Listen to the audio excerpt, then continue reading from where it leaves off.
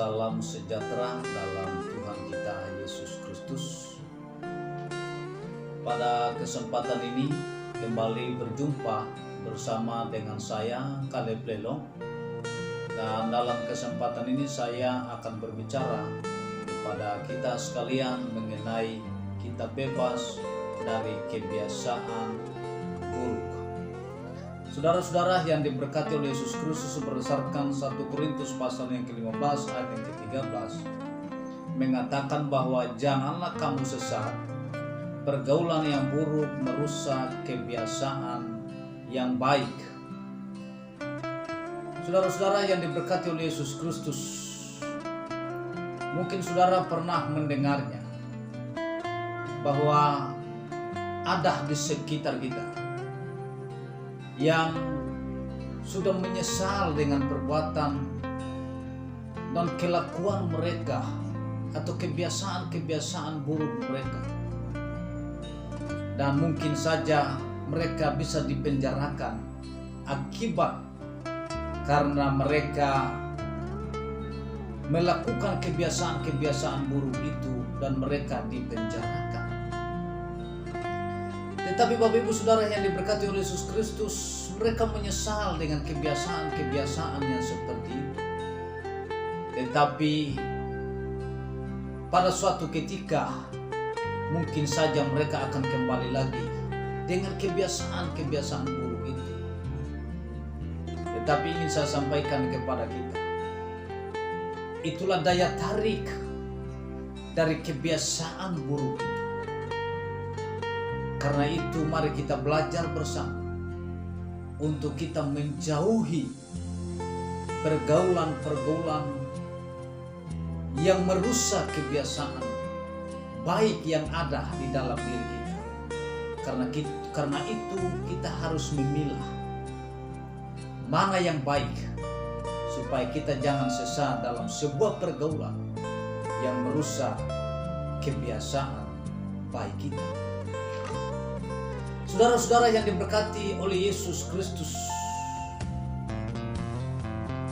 mengapa mereka tidak mampu, atau mengapa diri kita tidak mampu keluar dari jerat kebiasaan buruk itu? Begitu sulit sesungguhnya melepaskan kebiasaan-kebiasaan buruk tersebut.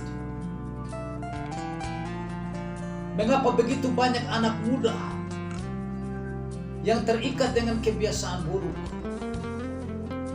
Dan bagaimana kita bebas dari kebiasaan-kebiasaan buruk yang seperti ini?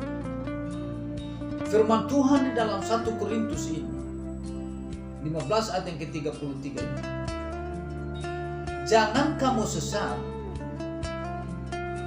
pergaulan yang buruk merusak kebiasaan yang baik. Paulus ingatkan jemaat yang ada di Korintus untuk mereka tidak bergaul dengan orang-orang yang tidak menguatkan iman mereka, sebab orang-orang Korintus kebanyakan percaya kepada filsafat kosong dan mitos-mitos leluhur mereka yang termasuk pada penyembahan berhala. Mereka percaya pada dewi kesuburan sehingga mereka mempraktekkan percabulan dan sebagainya. Mereka tidak percaya kepada kebangkitan. Karenanya Paulus sangat menekankan untuk tidak bergaul dengan mereka karena dapat merusak iman dan kepercayaan jemaat Tuhan yang ada di Korintus itu. Injil Kristus membawa jemaat Tuhan di Korintus harusnya menjadi pegangan yang teguh, jangan terbawa oleh pergaulan yang buruk karena lingkungan yang demikian. Paulus sangat menegaskan bahwa jemaat yang ada di tempat itu jangan tertipu atau jangan sampai disesatkan oleh mereka yang coba mempengaruhi iman mereka. Sudah seharusnya jemaat Korintus meninggalkan kebiasaan hidup lama mereka dan mengenakan manusia baru yang senantiasa mempersembahkan hidupnya bagi Kristus. Mereka telah dikuduskan bukan dengan barang fana, tetapi oleh darah yang mahal, yaitu Kristus sendiri, sehingga hidup yang lama telah disucikan oleh darahnya. Mereka menjadi umat kepunyaan Allah sendiri. Dikuduskan artinya dipisahkan dari hidup mereka yang lama dan menjadi baru. Mereka menjadi umat kepunyaan Allah. Karenanya mereka sudah tidak lagi sama dengan orang-orang Kristus pada umumnya. Sehingga mereka harus betul-betul menjaga pergaulan mereka supaya tidak kembali disesatkan. Bagaimana kita bebas dari kebiasaan buruk yang seperti ini? Yang pertama, yang perlu kita pelajari, kita harus memiliki hati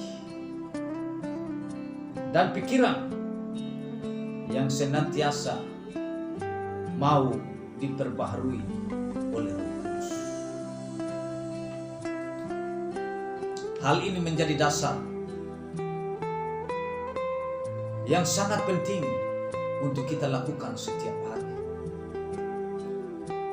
Sesungguhnya kita tidak mampu melawan segala keinginan daging tanpa kuasa dari Roh Kudus.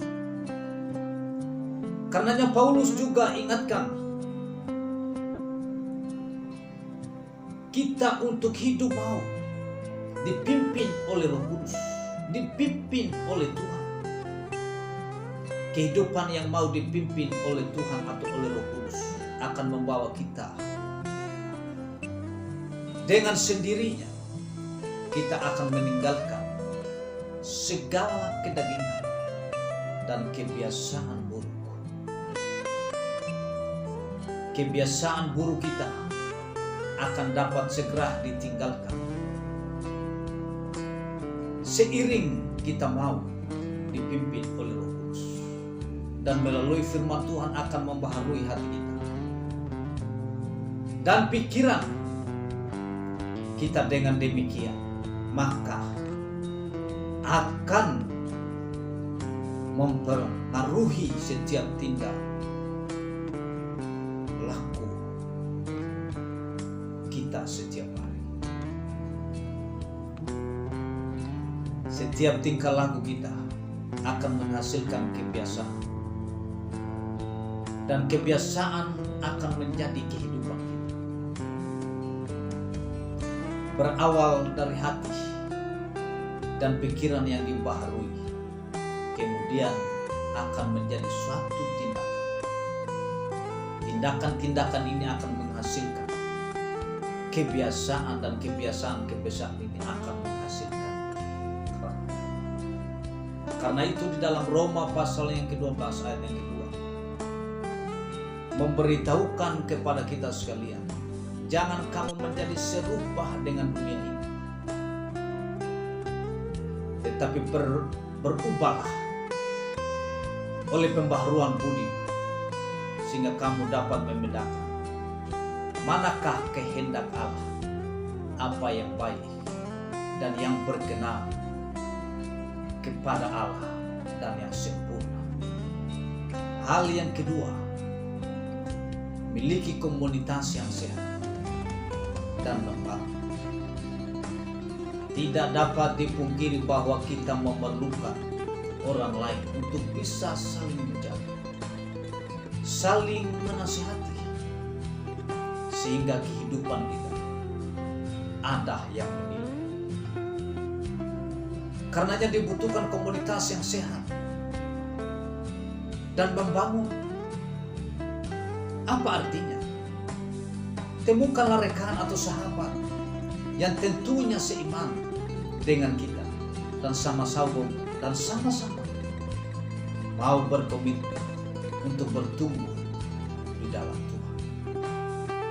Komunitas bukan hanya sekedar curhat-curhatan tanpa kejelasan, tetapi yang dapat memberikan pandangan dalam setiap apa yang digumulkan oleh kita sekalian. Kita harus ada di sebuah komunitas, baik itu komunitas sel, mungkin juga komunitas tumbuh bersama, atau mungkin itu dalam sebuah gereja di mana kita bergereja. Kita perlu ada di sana. Disitulah kita sama-sama belajar, saling share,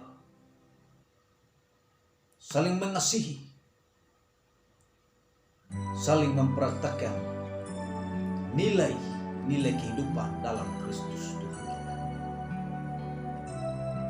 Di komunitas yang seperti inilah kebiasaan-kebiasaan baik kita praktekkan sehingga nama Tuhan selalu dipermuliakan dari kehidupan kita. Namun kita tidak dalam pergaulan hidup mereka yang biasa-biasa. Kita hidup di dunia ini, tetapi tidak duniawi. Dan jangan sebaliknya. Kita rohani, tetapi hidup duniawi. Saudara-saudara yang diberkati Tuhan, siapa bergaul dengan orang bijak menjadi bijak, tetapi siapa berteman dengan orang bebal menjadi malu.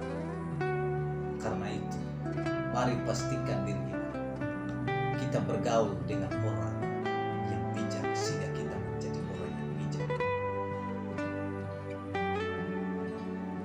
Mari kita sebagai generasi muda yang dikasihi oleh Tuhan, saatnya kita melepaskan kebiasaan buruk kita sebelum hari menjadi malam.